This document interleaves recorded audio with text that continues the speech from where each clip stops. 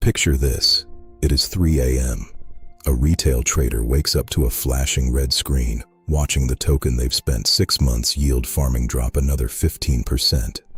They followed all the advice from crypto experts. They locked up their capital, provided liquidity, and staked their assets.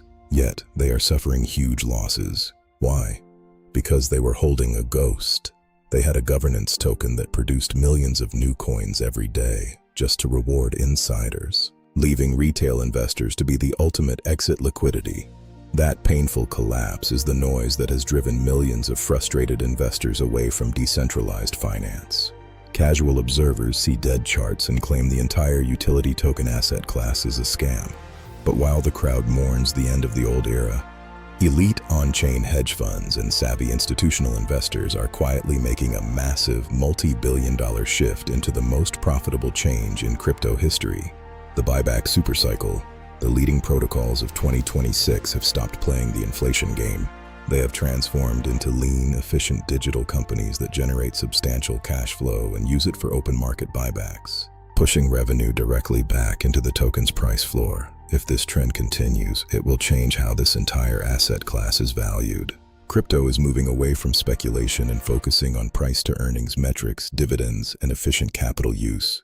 When global capital understands what's happening, the baseline will only go one way: higher. Today we present a detailed breakdown of the DeFi revenue revival. We reveal the exact weekly revenue figures of the leading protocols, from Hyperliquid's multi-million-dollar earnings to Aerodrome and Jupiter, and give you the guide to identify real yield apart from the inflationary traps. This is the Signal and Noise podcast. My name is Noel. Take a moment to like and subscribe.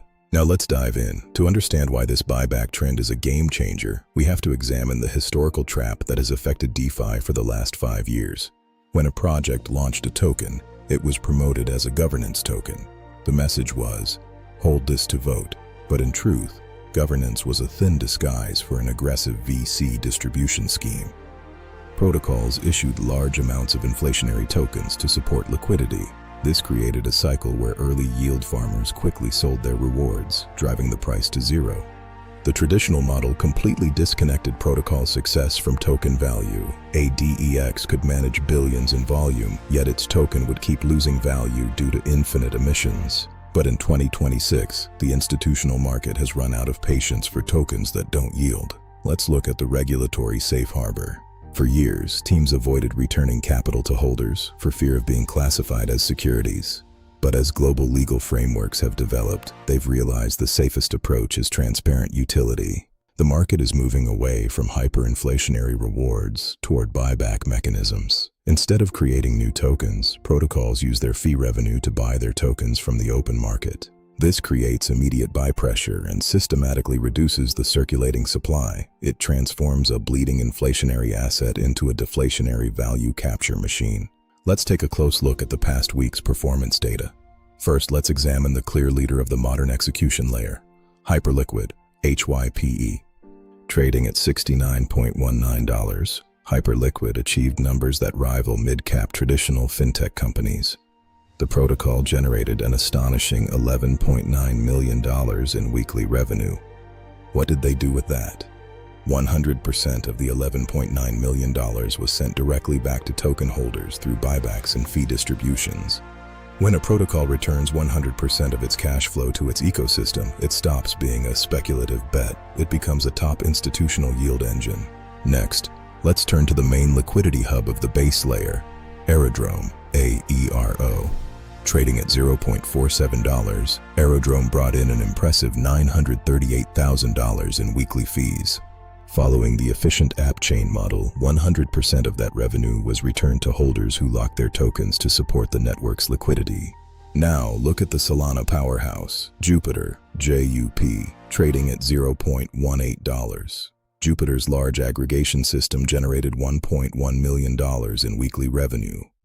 They maintained a balanced treasury, sending $543,000 back to holders while keeping the rest for strategic growth. Even specialized layers are showing strength. Lid Finance generated $575,000 in revenue and delivered $550,000 to holders. Or the giant Lido at $0.28, which pulled in $473,000 and distributed $458,000 back. Notice the common pattern across these assets. Across different chains, the approach is the same. Revenue is being converted into direct token support. The era of the valueless governance token is officially over. Let's summarize the structural verdict on the buyback narrative of 2026. The noise. Crypto tokens are purely speculative instruments with no real value, and the entire asset class is destined to collapse. The signal. DeFi has progressed into commercial maturity. Protocols are generating millions in weekly cash flow and using buybacks to change supply-demand.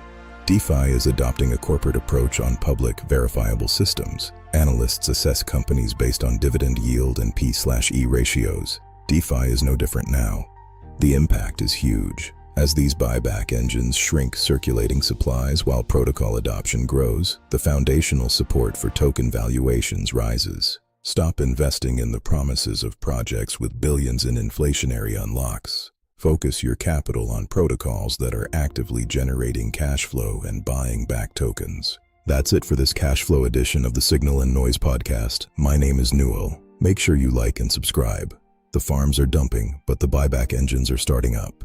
Understand the revenue loops, or you'll miss out. We'll see you on the next block. Please, this is not financial advice. Do your own research.